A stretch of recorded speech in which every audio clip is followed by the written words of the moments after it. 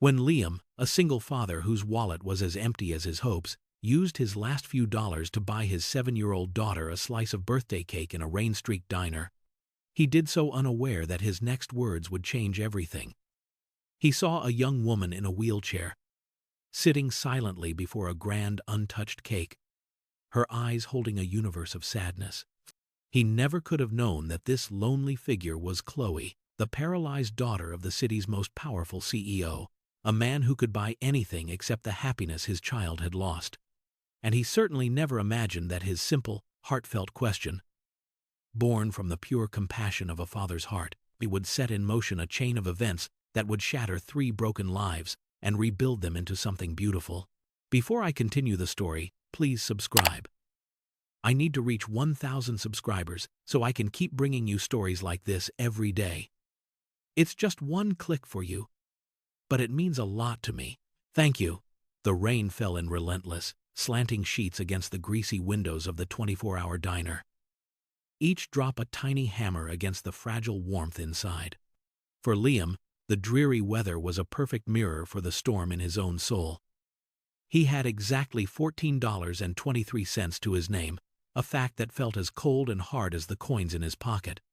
7 of those dollars had just been spent on a slice of chocolate cake with a single, sputtering candle for his daughter Lily, who sat opposite him in the worn vinyl booth, her small face aglow with an innocence that both broke his heart and gave him the strength to endure. It was her 7th birthday. A day that should have been filled with balloons and laughter and a mountain of presents, not the hushed, desperate reality of a shared slice of cake while the world wept outside. He had lost his construction job 3 weeks prior, a casualty of a project that had run out of funding, and since then, every day had been a tightrope walk over a chasm of unpaid bills and gnawing uncertainty.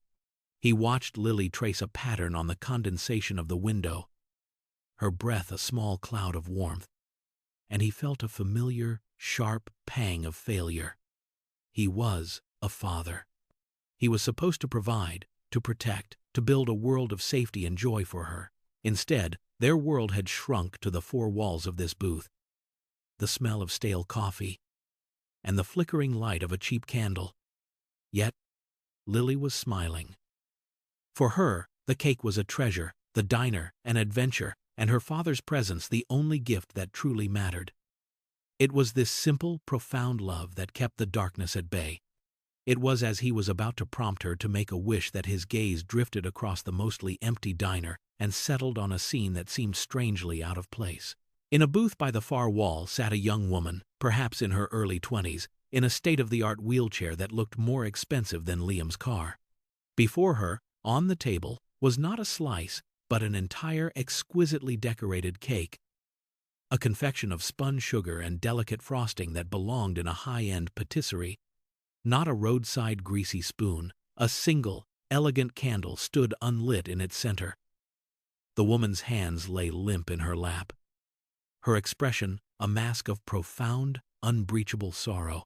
Her gaze was fixed on the candle, but she seemed to be looking through it, into a memory that brought her no comfort. A stern-looking woman in a nurse's uniform sat with her, scrolling through her phone, a silent, paid guardian offering proximity but no connection. Liam's heart, already heavy with his own troubles, felt a new kind of ache. He saw past the fancy cake and the expensive wheelchair. He saw a loneliness so vast it seemed to suck the very air out of the room. He knew what it was to be alone, but this was different. This was the isolation of a gilded cage. He looked at Lily, her eyes wide with anticipation for her wish, and then back at the lonely young woman. An idea, foolish and impulsive, took root in his mind. It was a crazy thought. They were strangers. She was clearly from a different world, but he was a father, and he couldn't bear the sight of a child, no matter her age, being so utterly alone on what was clearly her birthday too. He leaned forward, his voice barely a whisper. "Lily. Bug," he began, his heart thudding in his chest. "How would you feel about sharing your birthday wish with someone else?" Lily's eyes, the color of warm honey, widened in confusion for a moment before a slow smile spread across her face. The idea of sharing anything, especially something as magical as a birthday wish, was second nature to her. She nodded enthusiastically, her small pigtails bouncing. Liam took a deep, steadying breath, the kind he used to take before guiding a heavy beam into place on a construction site. This felt heavier. He slid out of the booth, his worn boots making no sound on the checkered linoleum floor. Every instinct told him to mind his own business, to retreat back into the relative safety of his own problems. The woman in the nurse's uniform had already glanced up from her phone, her eyes sharp and assessing, a clear warning to keep his distance. But the image of the young woman's desolate face was burned into his mind. He walked over to their booth, his hands feeling clumsy and empty. He stopped a few feet away, his presence finally causing the young woman to lift her head. Her eyes were a startling shade of blue, but they were clouded with a deep, weary sadness that made her look far older than her years. "Excuse me," Liam said, his voice softer than he intended, almost fragile. "I'm sorry to interrupt." The nurse's gaze hardened, a silent demand for him to state his purpose and leave. The young woman, Chloe, just stared at him, her expression unreadable, a mixture of surprise and ingrained caution. "My daughter and I," Liam continued, gesturing back to his own booth where Lily was now peeking over the seat. "We're celebrating her birthday, and we saw you had a cake too." He paused, feeling the weight of the social chasm between them. He was a man in a frayed jacket with calloused hands. She was surrounded by an aura of wealth so palpable it was like a glass wall. "It's just," he stammered slightly. "It's no fun to make a wish alone. My Lily. She's a professional wisher. She was wondering, we were wondering, if we could join you." The silence that followed was thick and heavy. The nurse looked ready to intervene, to dismiss him as a panhandler or a lunatic. Chloe's eyes searched his face, looking for an angle, a hidden motive, a scam. She had been trained since birth to see the world through a lens of suspicion, to understand that everyone wanted something from her family. But in Liam's gaze, she found something utterly foreign. A simple, unadorned sincerity. There was no pity in his eyes, only a quiet, empathetic recognition of her loneliness. He wasn't looking at her wheelchair, he was looking at her. The nurse began to speak, a crisp, dismissive sound forming on her lips, but Chloe raised a hand, a small, weak gesture that nonetheless carried an undeniable authority. Her voice when it came was quiet, hoarse from disuse. "Okay," she whispered, the single word hanging in the air like a fragile soap bubble. The nurse's eyebrows shot up in disbelief, but she said nothing more, settling back into her seat with a posture of stiff disapproval. Liam gave a small, relieved smile and walked back to his booth. "Come on, Lily, bug," he said, taking his daughter's hand. "We've got a party to join." As he led his daughter across the diner, he felt a strange sense of stepping over a threshold, leaving one world and entering another, completely unaware that this small act of inclusive kindness was a pebble tossed into a still pond, its ripples destined to become a tidal wave. The transition from their cramped booth to the more spacious one where Chloe sat was like crossing an invisible border. The air around her seemed different, cleaner, scented with the faint, expensive perfume that clung to her clothes, rather than the diner's ambient aroma of fried onions and old coffee. The nurse, whose name was Helen, shifted pointedly to make room, her disapproval a tangible force. Liam settled himself opposite Chloe, with Lily scrambling in beside him, her small legs dangling far from the floor. For a moment, an awkward silence descended, broken only by the hum of the refrigerator and the drumming of the rain. Lily, however, was an enemy of awkward silences. She peered across the table at the magnificent cake, her eyes like saucers. "Wow," she breathed, a sound of pure, unadulterated awe. "That's the biggest cake in the whole world." A flicker of something, the ghost of a smile, touched Chloe's lips. It was the first change in her expression since they had arrived. "Do you like chocolate?" Chloe asked, her voice a little stronger this time. Lily nodded vigorously.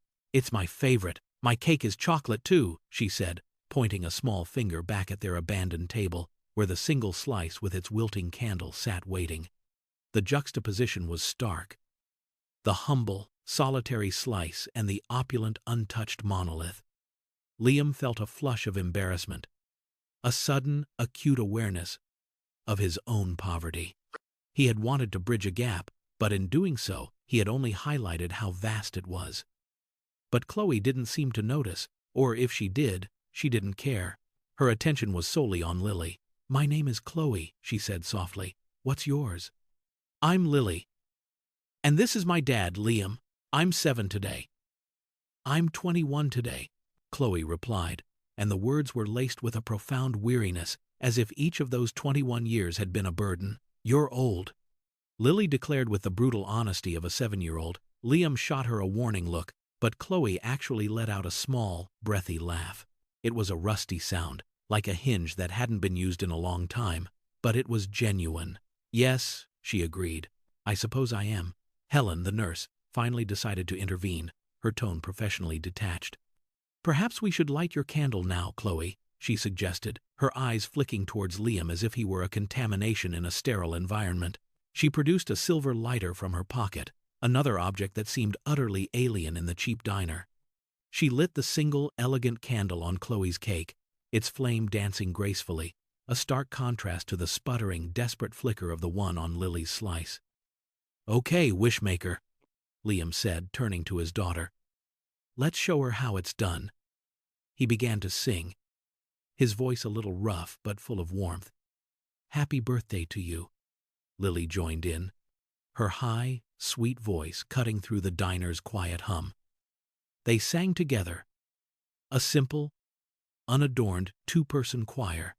When they looked at Chloe, expecting her to be embarrassed or annoyed, they saw something entirely different. Her eyes were fixed on them, and down her pale cheeks, 2 silent tears were tracing paths.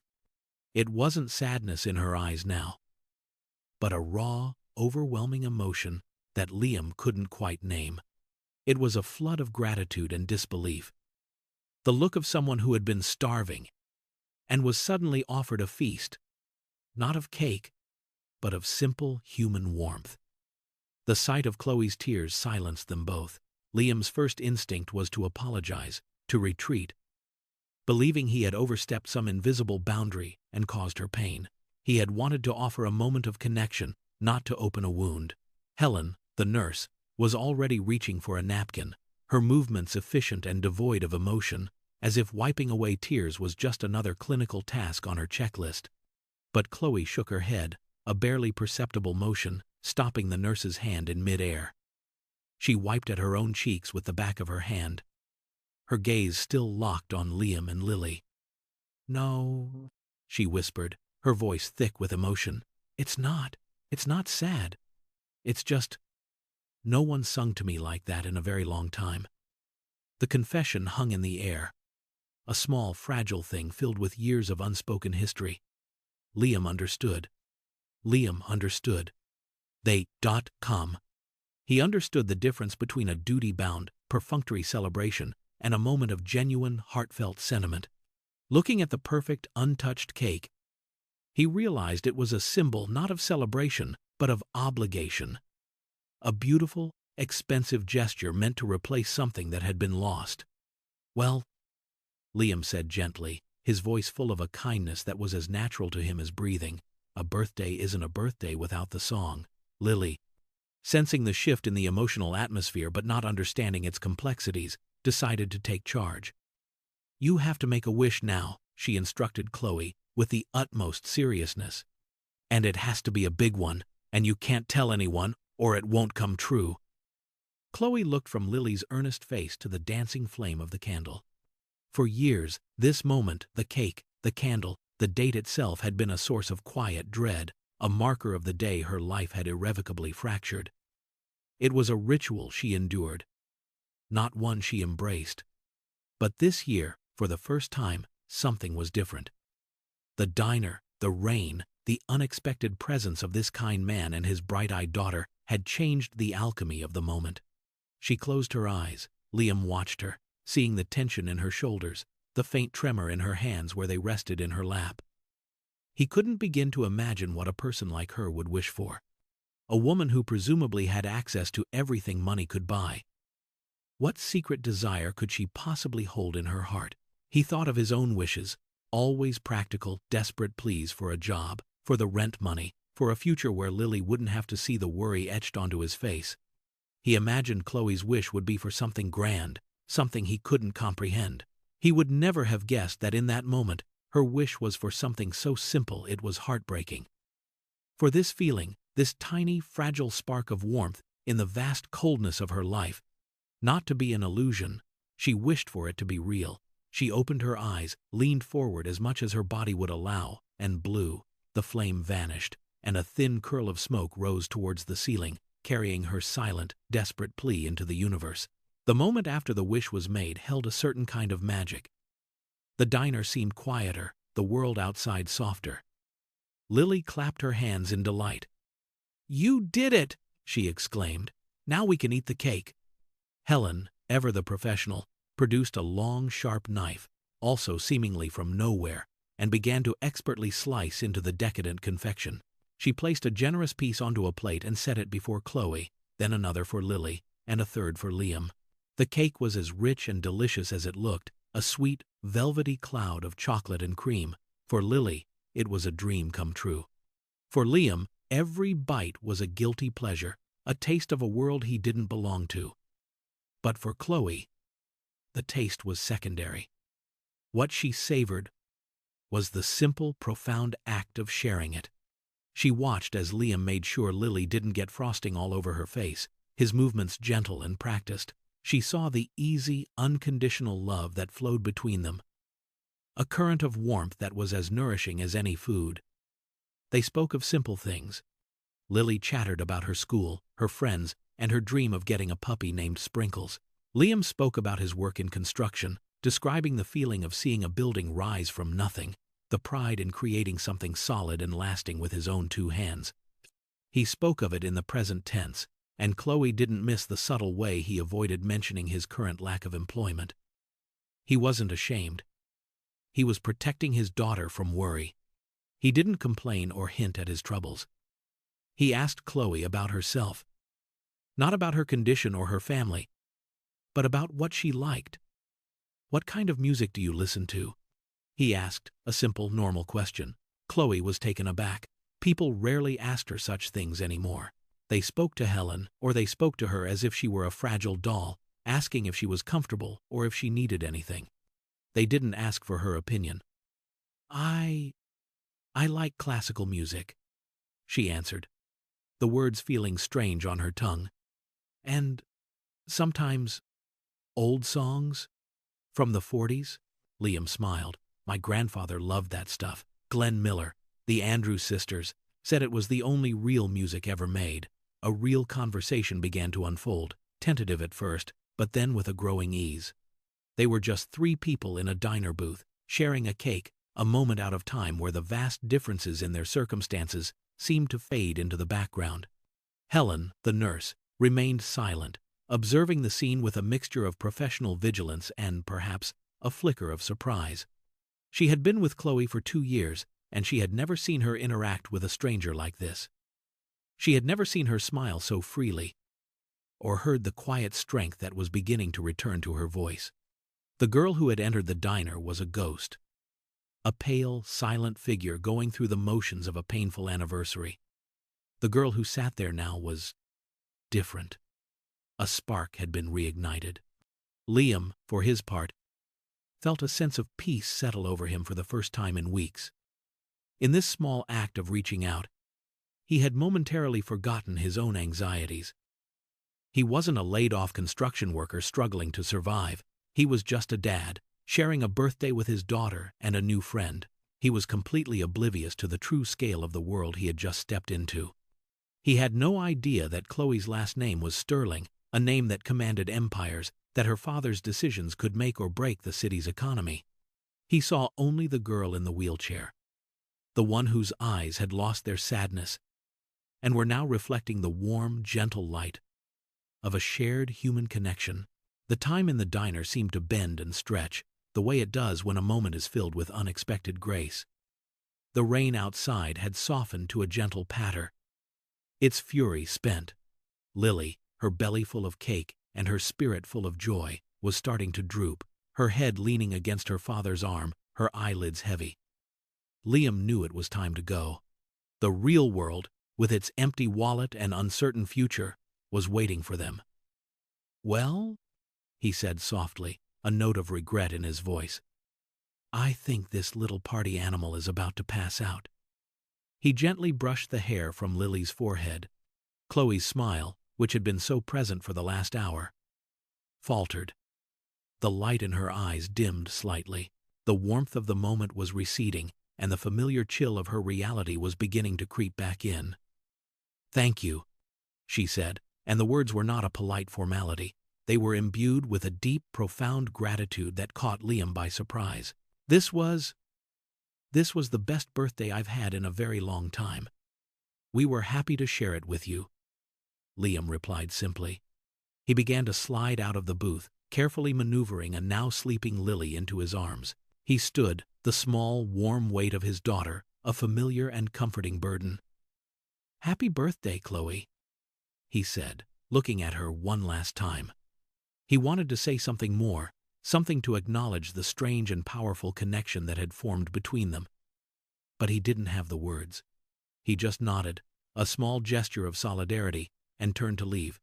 As he walked towards the door, Helen, the nurse, spoke for the first time in nearly an hour. Her voice was crisp and professional, but without the hard edge it had held before. "Excuse me," she said, standing up. "Mr. Sterling, Chloe's father, would want to thank you. He will want to compensate you for your time." The words hit Liam like a physical blow. Compensate. The word felt ugly, clinical. It took their shared moment of humanity and tried to put a price tag on it. It re-erected the glass wall between their worlds that had so miraculously dissolved. He stopped and turned, his expression shifting from gentle warmth to a quiet, firm dignity. "I don't want any compensation," he said, his voice low but clear. It wasn't a service. It was a birthday party. He looked at Chloe, and for a fleeting second, he saw a flash of fear in her eyes. The fear that he would be offended, that this clumsy offer from her world would tarnish the memory. He gave her a small, reassuring smile to let her know it hadn't. "Some things aren't for sale," he added, his gaze shifting back to Helen. With that, he turned and pushed open the diner door, walking out into the damp, clean air of the post-rain world, his sleeping daughter in his arms. He left behind a half-eaten cake, a stunned nurse, and a young woman whose world had just been cracked wide open. Chloe watched him go, the taillights of his old, beaten-up car disappearing into the night. She had just been given the most precious gift of her life. And she didn't even know the man's full name. But as she sat there, a fierce, unfamiliar resolve began to burn within her. She would find him. She had to. She had made a wish, after all, and for the first time in her life, she was determined to make it come true. The days that followed the diner encounter were, for Liam, a return to the grim reality of his life. The brief, magical interlude felt like a dream, a strange and pleasant fiction that had no bearing on the cold, hard facts of his existence. The $14.23 dwindled to nothing, spent on milk, bread, and a tank of gas to get to 2 separate job interviews that went nowhere. The city was full of men like him, strong, capable, and out of work. The worry that he kept so carefully hidden from Lily began to eat at him in the quiet hours of the night, a relentless, acid burn in the pit of his stomach. He sold his grandfather's old watch, a piece he had sworn he would never part with, for $100, buying himself a few more days of groceries and a flicker of hope that something, anything, would change. He thought of Chloe occasionally, a fleeting memory of her sad eyes, and the rusty sound of her laughter. He hoped she was okay. He hoped her life was filled with people who sang to her. He never once considered the idea that his small act of kindness might have any lasting impact. Nor did he entertain the fantasy that it might lead to some grand reward. His life had taught him that you don't get rewarded for being decent. You just are. And you deal with the consequences. He was a good man, but he was also a practical one, and his focus was singular. Survival. For Chloe, however, those same days were a period of profound and revolutionary change. The fog of passive melancholy that had shrouded her for years began to lift. The encounter in the diner had been a shock to her system, a jolt of pure, undiluted humanity that had awakened a part of herself she thought had died in the accident. She was no longer content to drift through her days, a passive observer of her own life. A new energy, a fierce, burning purpose, had taken hold. She had a mission: to find Liam and Lily. It started as a simple request to Helen. "Can you find out who he was? The man from the diner?" Helen, bound by her professional duty, made some initial inquiries. She called the diner, but the staff was different, and no one remembered them. They had paid in cash, leaving no electronic trail. Liam was, for all intents and purposes, a ghost. The initial failure did not deter Chloe, it galvanized her. For the first time since she had lost the use of her legs, she felt a surge of agency. This was something she could do. When Helen hit a dead end, Chloe did something she hadn't done in years. She made a demand of her father. Her father, Arthur Sterling, was a man who moved mountains and brokered empires. He was a titan of industry, a figure of immense power and influence. But he was a stranger in the landscape of his own daughter's heart. His love for Chloe was a fierce, consuming thing, but it was inextricably tangled with a profound and suffocating guilt over the car accident that had paralyzed her. An accident where he had been behind the wheel. He coped with his guilt the only way he knew how: by throwing money at the problem. Chloe lived in a state-of-the-art apartment, attended by the best private medical staff, her every physical need catered to with silent, expensive efficiency. What she lacked, what he could not give her, was a genuine connection. When she told him the story of the diner, he was initially dismissive, viewing it as a trivial anecdote. But when he saw the fire in her eyes, the desperate, pleading insistence that he find this man, he was startled. It was the first time Chloe had asked him for anything that wasn't medical or material in years. He saw a flicker of the determined, vibrant daughter he remembered from before the accident. He agreed, of course, deploying his vast resources with the casual ease of a man ordering lunch.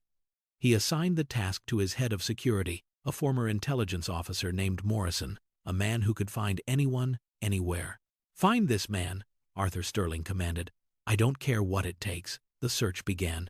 The full weight of Sterling Industries' corporate security apparatus, a machine typically used for corporate espionage and protecting assets worth billions, was now directed at finding a single, unemployed construction worker and his 7-year-old daughter. Morrison and his team started with the diner. They pulled security footage, but the camera angle was poor, and Liam's face was obscured. They interviewed the staff from that night again, this time with the kind of financial encouragement that tended to jog memories. One waitress remembered the little girl, remembered her talking about her school. It was a small lead, but it was a start.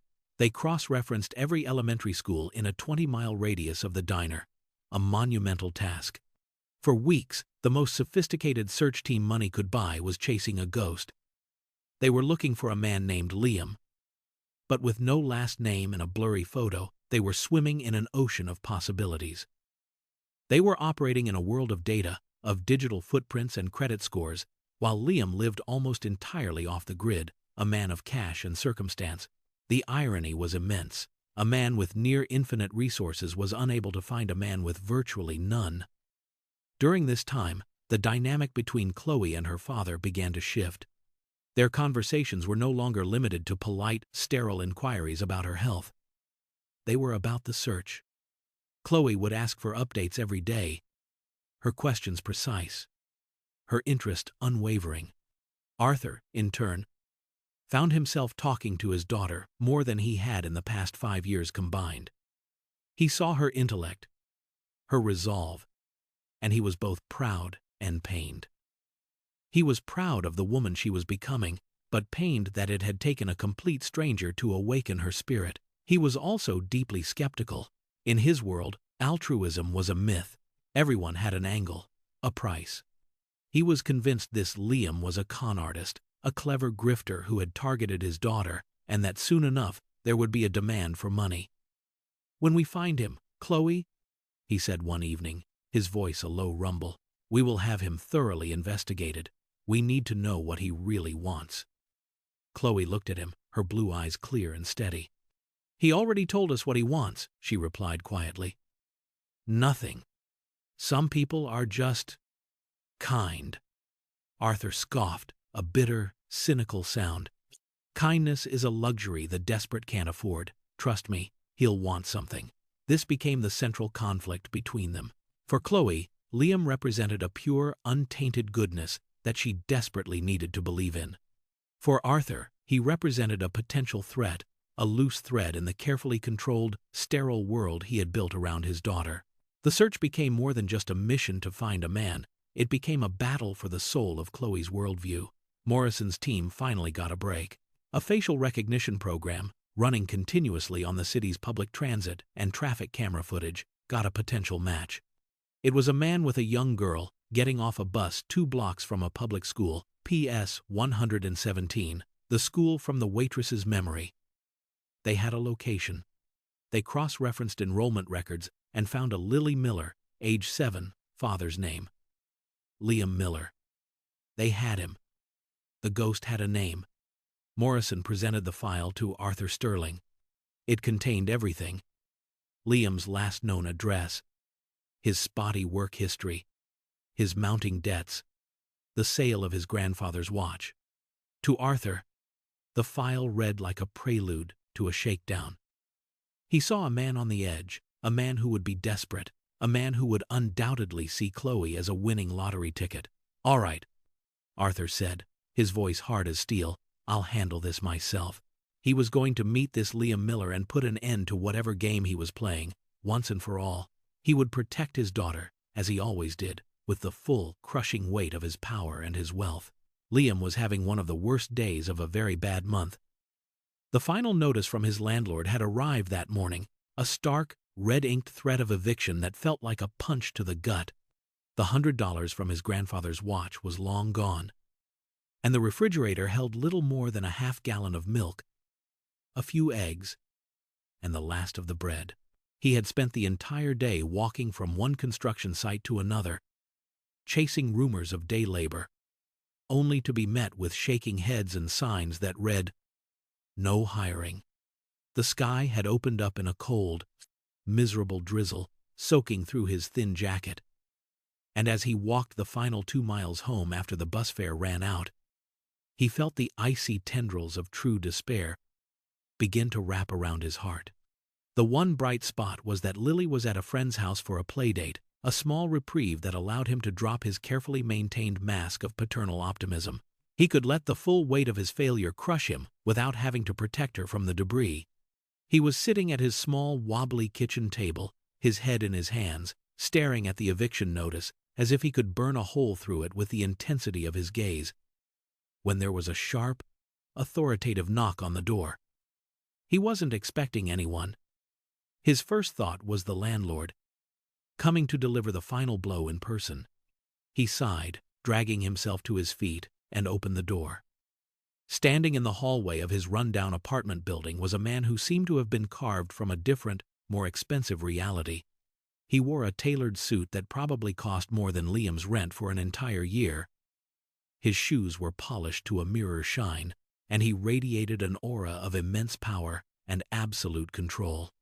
He was flanked by a second, larger man who stood slightly behind him, his eyes scanning the hallway with a professional, dispassionate vigilance.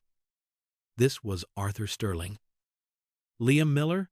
Arthur asked, his voice not a question but a statement of fact. Liam, confused and intimidated, could only nod. "My name is Arthur Sterling," the man continued, his eyes sweeping over Liam's worn clothes and the shabby interior of the apartment with a flicker of what looked like disdainful confirmation. "My daughter's name is Chloe." The name hit Liam like a thunderclap. Chloe, the girl from the diner. He stared at the man, his mind racing, trying to connect the dots. The expensive suit, the powerful demeanor, the story of the lonely girl with the fancy cake, it all snapped into a terrifying, high-resolution picture. This was her father. "Is she okay?" was the first thing Liam managed to say, his own problems vanishing in a surge of genuine concern. Arthur seemed taken aback by the question. He had expected fear, or perhaps a greedy, feigned recognition. He had not expected the first words out of the man's mouth to be about his daughter's well-being. "She's fine," Arthur said. his tone clipped. "May I come in?" He didn't wait for an answer, stepping past Liam into the small living room, his imposing presence seeming to shrink the already cramped space. Morrison, the security man, remained framed in the doorway, a silent sentinel. "I understand you met my daughter," Arthur began, getting straight to the point. "She was touched by your gesture." "We just shared some cake," Liam said, feeling hopelessly out of his depth. "It was her birthday. And my daughter's." She seemed lonely. Arthur gave a curt nod, as if acknowledging a minor, inconvenient fact. "Yes, well, I'm here to express my gratitude, and to compensate you for your time and kindness." He reached into his suit jacket and pulled out a thick envelope. He tossed it onto the kitchen table, where it landed with a heavy, obscene thud next to the red-inked eviction notice. "There is $20,000 in there," Arthur stated, his voice cold and transactional.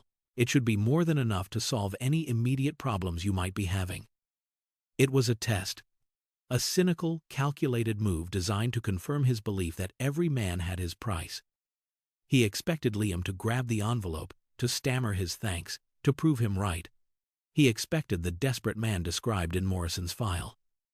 He was not prepared for what happened next. Liam looked at the envelope, then back at Arthur Sterling. He didn't look angry or offended. He just looked tired. A profound, bone-deep weariness settled in his eyes. He slowly shook his head.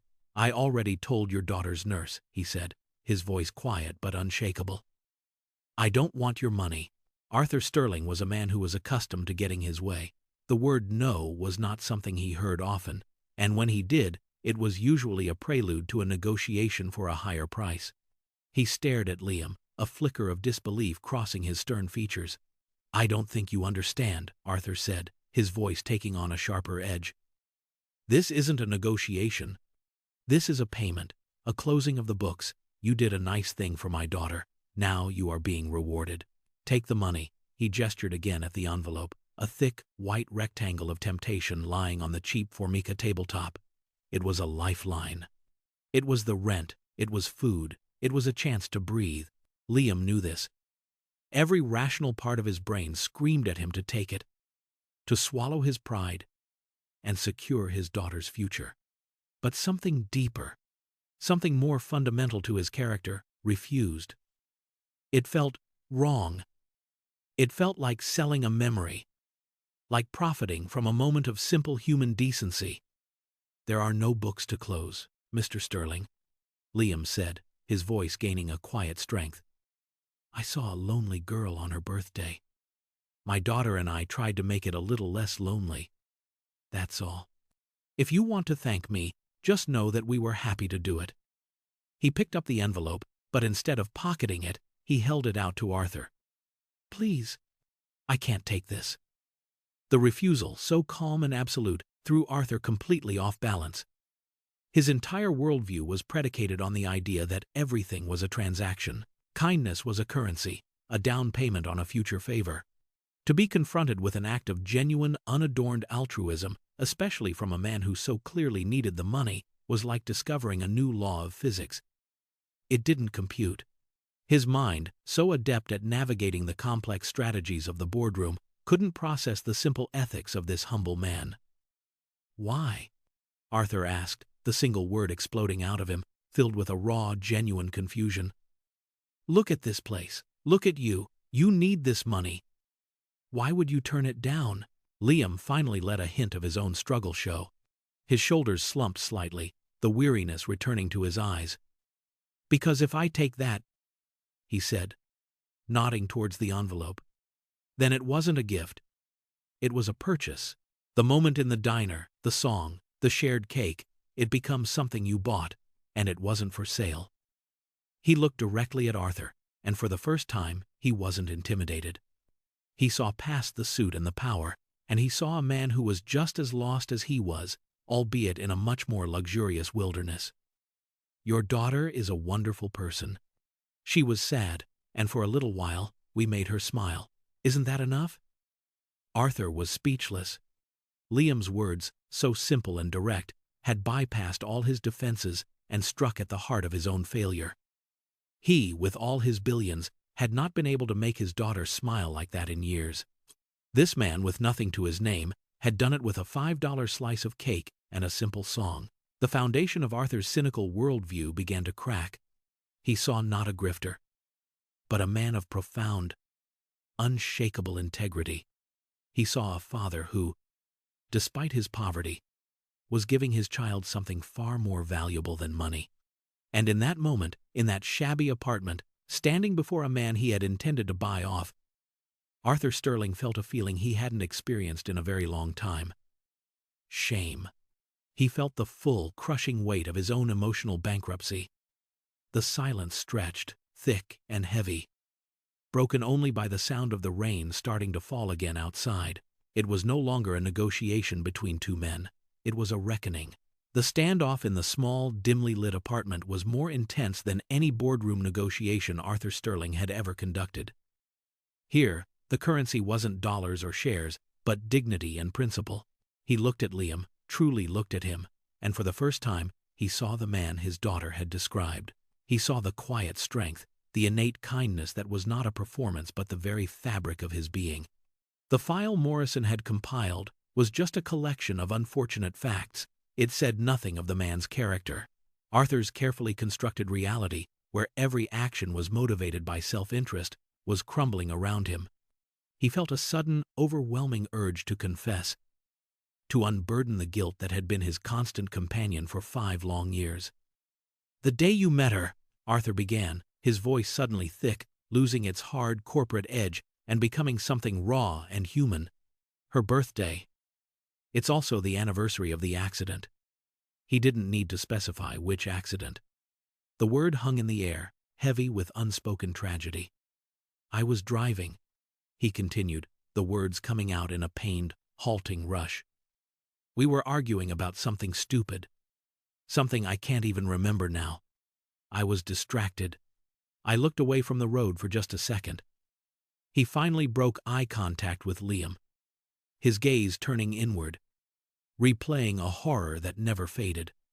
"Ever since that day, I've tried to fix it. I've hired the best doctors, the best therapists, built her a world where she wants for nothing. I thought if I could just provide enough, it would somehow make up for what I took from her." He finally looked back at Liam, and his eyes were filled with a desperate, pleading vulnerability. "But I never knew how to make her happy again. I just buried her in things.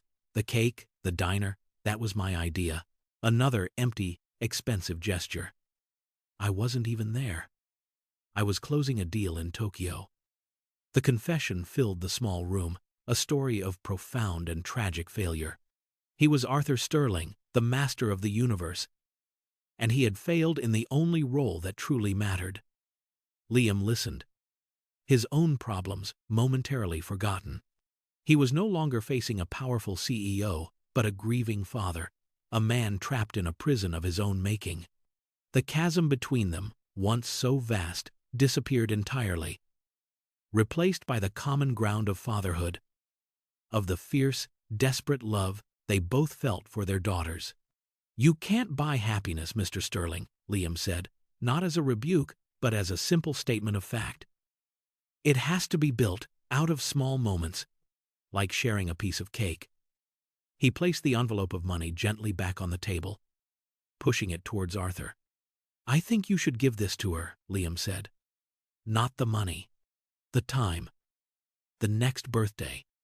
You should be the one to sing to her." The advice was so simple, so profoundly true, that it struck Arthur with the force of a revelation. He had spent millions of dollars trying to solve a problem whose solution was, all along, so simple and so free. It was about presence, not presence. It was about connection, not compensation. In that moment, something inside Arthur Sterling broke open his pride, his cynicism, his carefully constructed emotional armor. Tears welled in his eyes, the unshed tears of 5 years of guilt and sorrow. He didn't bother to wipe them away. He stood there, in the shabby apartment of a man he had intended to dismiss, and he finally allowed himself to feel the full depth of his grief and his regret. The powerful CEO was gone, replaced by a broken man, a father who had lost his way and had just been given a map by the most unlikely of guides. The emotional storm in the room finally broke. Arthur Sterling, a man whose public image was one of unshakable control, stood there with tears streaming down his face, making no effort to hide his vulnerability. Liam, instead of being awkward or uncomfortable, simply stood in quiet solidarity, recognizing the profound catharsis of the moment. He understood that this wasn't about him anymore. He had simply been the catalyst, the stranger who held up a mirror and forced this powerful man to confront the reflection he had been avoiding for years. After a long moment, Arthur composed himself, wiping his face with the back of his hand. He looked different. The hard lines around his eyes had softened, the authoritative posture had given way to something more open, more human. "You are a better man than I am, Mr. Miller," he said, his voice hoarse but clear. The formal Mr. Miller sounded strange now, a relic of a dynamic that no longer existed. "Please," Liam said. "Call me Liam." Arthur nodded. "Liam, my daughter was right about you." He looked around the small apartment again. But this time his gaze was not filled with judgment, but with a new understanding. He saw not poverty, but a home filled with a love that his own mansion lacked. He saw the single, framed photograph of Lily on the wall, her smile bright and genuine. He saw the worn-out storybook stacked on a small shelf. He saw the evidence of a life that was rich in the only ways that mattered. He knew what he had to do. This couldn't be a one-time encounter. A brief, emotional exchange, followed by a return to their separate worlds. This was a beginning. "My daughter has been asking to see you and Lily again," Arthur said. "She talks about you both constantly. She said that hour in the diner was the first time she's felt truly hopeful in years." The statement landed on Liam with a quiet weight. He had just been trying to be kind. He hadn't realized he was administering a form of medicine more powerful than anything in a pharmacy. "We'd like that," Liam said honestly. The thought of seeing Chloe again, and of Lily having a new friend, was a welcome one. "Good," Arthur said, a real, genuine smile finally reaching his eyes. "But there is the matter of your situation." He gestured vaguely at the eviction notice still lying on the table, a stark reminder of the reality that had been temporarily suspended. "I understand why you won't take my money as a payment," Arthur said, his tone careful, respectful. "But I have a proposition for you. A job. It's not charity," he added quickly, seeing the hesitation on Liam's face. "I happen to own one of the largest construction firms in the state. We are always in need of good, experienced foremen. Men with integrity. The pay is excellent, and it comes with full benefits and housing assistance." It was a lifeline, but it was offered not as a handout, but as a legitimate opportunity, a recognition of Liam's skills, and more importantly, his character. It was an offer that Liam could accept without sacrificing his dignity. It was a bridge between their two worlds, built not with money, but with mutual respect. Liam was overwhelmed. Just an hour ago, he was at rock bottom, facing homelessness. Now, he was being offered not just a solution, but a future. He looked at Arthur Sterling, a man he had every reason to resent, and felt only a sense of profound, startling gratitude. I don't know what to say," Liam stammered. "Say you'll start on Monday," Arthur replied, his smile widening. "And say you and Lily will join Chloe and me for dinner on Saturday. My treat, no fancy cake this time. We'll order a pizza." The image was so absurd, so wonderfully normal, the billionaire CEO and the unemployed construction worker sharing a pizza, that Liam couldn't help but laugh. It was a laugh of relief, of disbelief, and of a dawning, wonderful hope. The rain had stopped. Outside the window, the first rays of the late afternoon sun were breaking through the clouds. The dinner that Saturday was a study in beautiful, awkward beginnings. Liam and Lily arrived at the entrance to Arthur Sterling's penthouse apartment. A place so high in the sky it felt like they were knocking on the door to a cloud. Lily was wide-eyed, clutching a small, hand-drawn picture of a puppy named Sprinkles she had made for Chloe. Liam felt a familiar sense of being out of his element, his best shirt feeling cheap and inadequate amidst the quiet, opulent luxury of the building's lobby. But the moment the apartment door opened, His anxiety began to melt away. Arthur Sterling, dressed not in a suit but in a simple sweater and slacks, greeted them with a warm, genuine smile. And behind him, waiting in the expansive living room, was Chloe. She was glowing. The profound sadness that had clung to her like a shroud in the diner was gone, replaced by an expression of pure, unadulterated joy. Her eyes lit up when she saw them, and she maneuvered her wheelchair forward to greet them. "You came," she said, her voice bright and clear. Lily, with no sense of social hierarchy, ran straight to her and handed her the drawing. "I made this for you," she announced. "It's Sprinkles." Chloe took the drawing as if it were a masterpiece, her eyes welling up for a moment. "He's perfect," she whispered. "Thank you, Lily." The evening was nothing like Liam could have imagined. There were no servants in uniforms, no formal place settings. True to his word, Arthur had ordered several large pizzas, which were spread out on the massive coffee table in the living room. They ate on paper plates, a detail so absurdly normal it was almost surreal. The conversation was easy and natural. They didn't talk about money or business or accidents.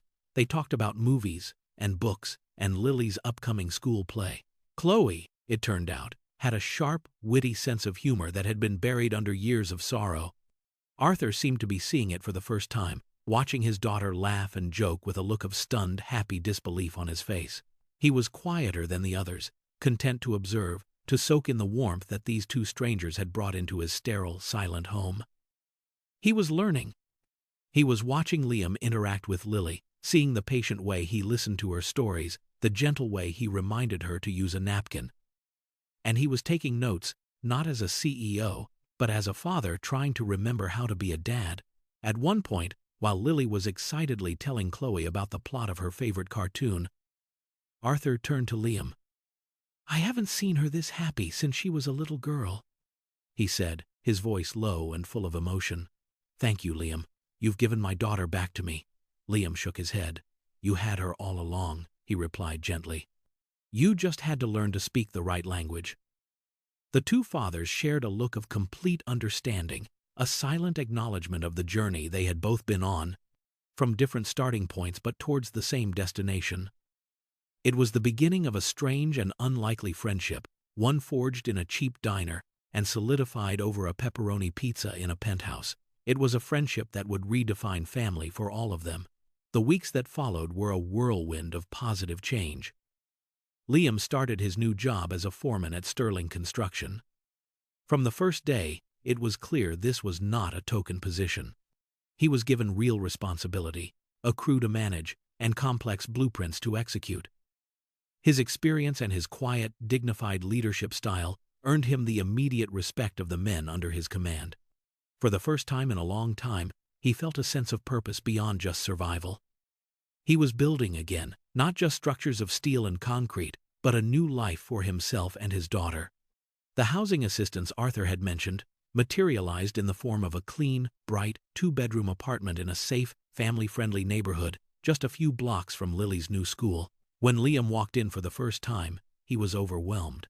There was furniture, a stocked pantry, and in what would be Lily's room, a small bed with a brand-new puppy-themed comforter. Taped to the wall was her drawing of Sprinkles. It was a home, a real home. Lily thrived. She loved her new school, made friends easily, and adored Chloe, whom she had started calling her best big sister. The regular Saturday pizza nights became a cherished tradition. Sometimes they would happen at the penthouse, other times at Liam and Lily's new, much cozier apartment. During these evenings, the transformation in Chloe and Arthur was remarkable. Chloe, energized by her new friendships and her rediscovered sense of hope, began to explore new interests. With Liam's encouragement, she started taking online courses in art history, a passion she had long abandoned. She began to venture out of the apartment more, not just for doctor's appointments, but for trips to the museum or the park with Lily and Liam. The world, which had shrunk to the size of her room, began to expand again. Arthur, in turn, was undergoing his own quiet revolution. He started leaving the office at 5 o'clock, a move that sent shockwaves through his company. He delegated more, trusted his team, and realized that the empire he had built would not crumble if he took an evening off to have a pizza with his daughter. He learned to listen, truly listen, to Chloe. He asked her about her classes, listened to her opinions, and slowly, painstakingly, began to rebuild the emotional bridge that his guilt had destroyed. He discovered that his daughter was not a fragile, broken thing to be protected, but a strong, intelligent, resilient woman. Their relationship, once so formal and strained, began to be filled with genuine warmth and even gentle humor. One evening, as they were all cleaning up after dinner, Arthur found himself washing dishes alongside Liam while Chloe and Lily were in the other room, giggling over a movie. "You know," Arthur said, handing a wet plate to Liam, "for 5 years I thought what Chloe needed was a miracle cure. I spent a fortune chasing experimental treatments, anything to get her out of that chair." He paused, his expression thoughtful. "I was wrong. She didn't need to walk again to be whole. She just needed a reason to want to move forward. You and Lily, you gave her that."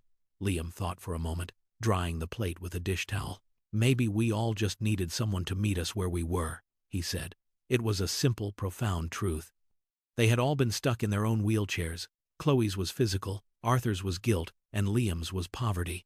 And by reaching out, by sharing a simple moment of kindness in a lonely diner, they had, in a way, set each other free. As the seasons changed, so did the lives of the two families, which were slowly but surely intertwining into one.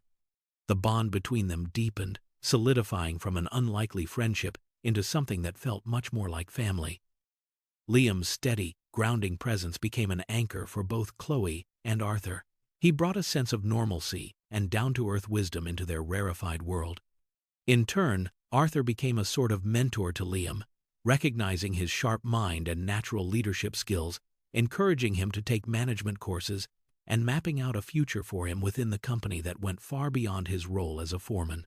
Liam, who had once worried about paying next month's rent, was now on a career path, building a future he had never dared to dream of. The most beautiful transformation, however, was in Chloe. The tentative hope that had been sparked in the diner had blossomed into a confident, radiant joy. Her online art history classes had ignited a passion she didn't know she possessed. She had a keen eye for talent and a deep understanding of the market. With her father's encouragement and financial backing, she started a small online art gallery, specializing in showcasing young, undiscovered artists. It was a small venture at first, but it was hers. It gave her a purpose, a professional identity that was separate from being Arthur Sterling's daughter. She poured her energy into it, working from her apartment, curating collections, and writing insightful articles about her artists. The gallery began to get noticed, praised for its fresh perspective and Chloe's impeccable taste. For the first time, she was creating value in the world on her own terms, and the sense of accomplishment was more therapeutic than any treatment she had ever undergone. One sunny Saturday afternoon, a few days before her 22nd birthday, Chloe, Liam, and Lily were at a local park.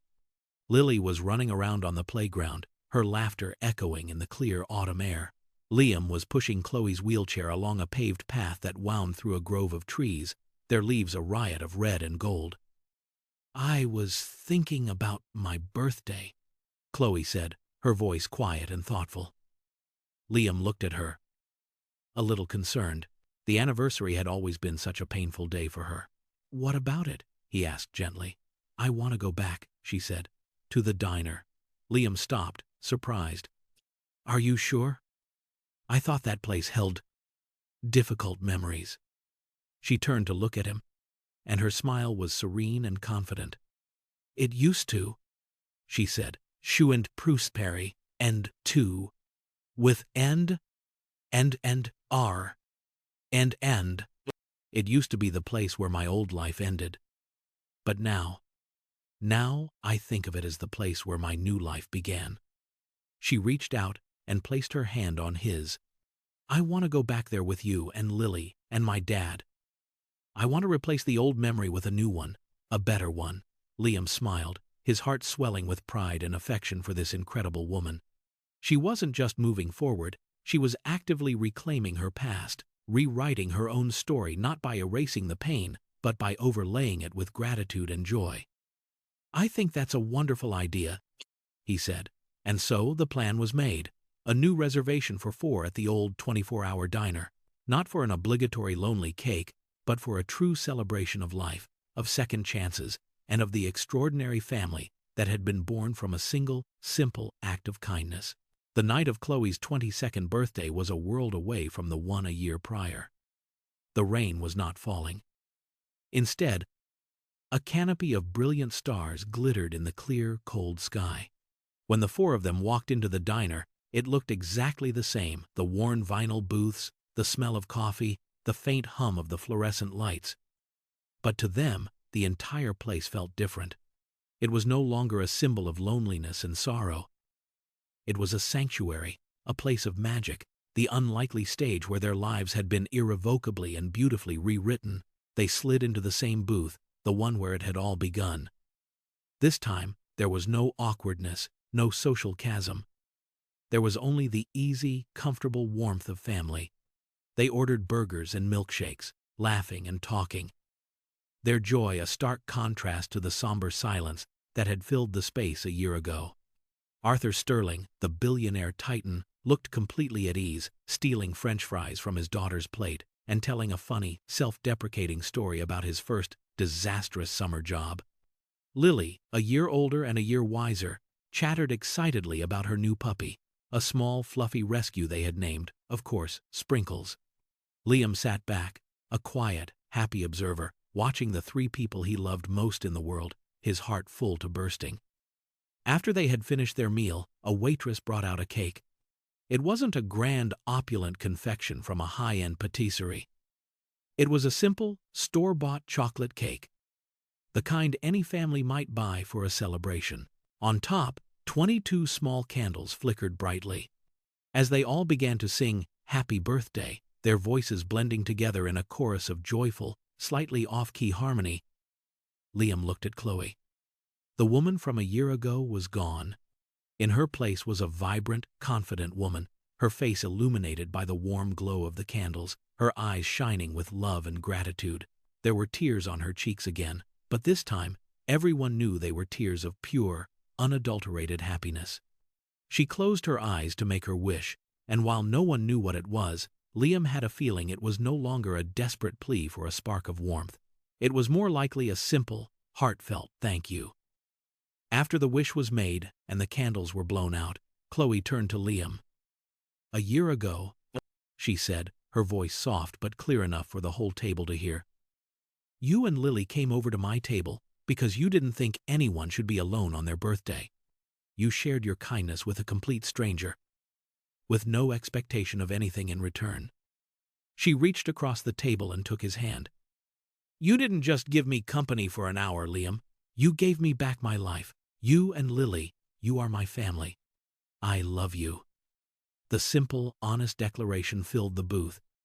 A perfect, beautiful end to a story that had begun in darkness and had, against all odds, found its way into the light. Liam squeezed her hand, his own eyes misty. He had set out that rainy night simply to give his daughter a moment of birthday joy. He never imagined that by sharing that small flame, he would end up illuminating the entire world, not just for a lonely young woman and her broken father, but for himself as well. The greatest gifts, he realized, were the ones you gave away. They were the only ones that truly multiplied. The only ones that could ever make a person truly rich. The laughter and conversation continued long after the cake was finished, a warm bubble of happiness in the quiet late-night diner. Arthur, watching his daughter interact so easily with Liam and Lily, felt a sense of peace that had been foreign to him for years. He had spent so long trying to control every aspect of his and Chloe's lives, believing that his power and wealth were the ultimate shields against the world's chaos. He had been wrong. The most powerful force in the universe, he now understood, was not control, but connection. It was the simple, unselfish extension of one human heart to another. Liam's act of kindness had not been a fluke. It was the essence of who he was. Throughout the past year, Arthur had seen it time and time again in the way Liam treated his construction crew with respect. In the patient wisdom he offered Chloe when she was frustrated with her business, and in the boundless, gentle love he showered on Lily. Liam Miller was a builder in every sense of the word. He built structures, he built a home, and most importantly, he rebuilt broken spirits. As they prepared to leave, bundling up against the crisp night air, Arthur pulled Liam aside for a moment. "There's one more thing," he said, a serious but kind expression on his face. "I've been watching you at work, Liam. You're a natural leader. But more than that, you're a man of principle. Sterling Construction is a massive company, but it needs a heart. It needs a conscience." Liam was confused. "I appreciate that, Arthur. But I'm just a foreman." Arthur shook his head. "Not for long. I'm creating a new division within the company, a charitable wing, the Sterling Foundation. Its mission will be to build things that matter: affordable housing, community centers, schools in underserved neighborhoods. It will be the soul of the company. And I want you to run it." The offer was so immense, so far beyond anything Liam could have ever conceived, that he was rendered speechless. He looked from Arthur to Chloe, who was smiling, having clearly been in on the plan. "You see people, Liam," she said. "You don't see their status or their bank accounts. You see their humanity. That's the vision the foundation needs. This wasn't just a job. It was a calling. It was the culmination of his entire life, a chance to take his innate kindness and magnify it, to build a legacy of compassion on a scale he had never imagined. It was a chance to ensure that no other father would have to feel the despair he had felt that rainy night, and that no other lonely person would have to sit by themselves in a diner on their birthday. The cycle was complete. An act of kindness, born from hardship, had created an opportunity to alleviate the hardship of others. The ripple had become a wave, poised to wash over the city with a tide of hope and tangible change. They walked out of the diner and into the starry night, not as a rich family and a poor one, but as a single cohesive unit, bound by love and a shared sense of purpose. Their pasts had been defined by loss, guilt, and struggle, but their future, a future they would build together, was a blueprint of infinite possibility. The Sterling Foundation, under Liam's direction, became a transformative force in the city. Liam brought to the role not the cold calculus of a businessman, but the empathetic heart of a man who had known hardship firsthand. He didn't just approve projects from a high-rise office. He walked the streets, talked to residents, and listened to the needs of the communities they were serving. He built not just buildings, but relationships. The first project was a state-of-the-art community center in the very neighborhood he and Lily had once lived in. A place offering after-school programs, job training, and a safe, warm space for families. Lily, now a budding philanthropist at the tender age of 8, cut the ribbon at the opening ceremony, her bright smile a symbol of the project's hopeful mission. Arthur, to the surprise of his entire board of directors, became deeply involved. He discovered a new kind of satisfaction, one that had nothing to do with profit margins or stock prices. He found joy in seeing a family move into their first real home, in watching children play on a playground his foundation had built. He was still a titan of industry, but his focus had shifted from building an empire to building a legacy. He was no longer just Arthur Sterling, CEO. He was Chloe's dad and Lily's honorary grandfather, roles he cherished more than any corporate title. Chloe's art gallery flourished, becoming a significant voice in the contemporary art world. She used her platform not just to sell art, but to tell stories, to give a voice to marginalized artists, and to prove that a physical limitation was no barrier to having a profound impact on the world. She became a mentor to other young entrepreneurs with disabilities, her own story a powerful source of inspiration. The four of them remained the core of each other's lives. Their Saturday pizza nights were non-negotiable, a sacred time for them to reconnect and just be a family. Their lives were now filled with a purpose and a joy that none of them could have imagined on that fateful rainy night. One crisp afternoon, 2 years after their first meeting, Liam found himself back at that same park, pushing Chloe along the familiar path. Lily was a little further ahead, trying to teach her puppy, Sprinkles, how to fetch a stick. "Do you ever think about it?" Chloe asked, her voice soft. "That night, how different everything would be if you had just stayed in your booth." Liam stopped and looked out at the scene before him, his daughter, healthy and happy, the sun on his face, a life filled with love and purpose. "I think about it all the time," he admitted. "I think about how close I came to letting fear win. Fear of being rejected. Fear of looking foolish." He looked down at Chloe. her blue eyes reflecting the clear sky. But then I looked at Lily, and I looked at you, and I realized the only thing to be afraid of was doing nothing. They sat there in a comfortable silence for a long time, watching the world go by. His simple act had not just changed their lives, it had changed the very trajectory of their souls. It was a testament to a simple, universal truth: that there is no force on earth more powerful than a single, selfless act of kindness. It is a seed from which a forest of hope can grow, a quiet whisper that can become a symphony of joy, and a tiny, flickering candle that holds the power to light up the entire world, chasing away the deepest darkness and leaving only the warm, brilliant glow of love in its place.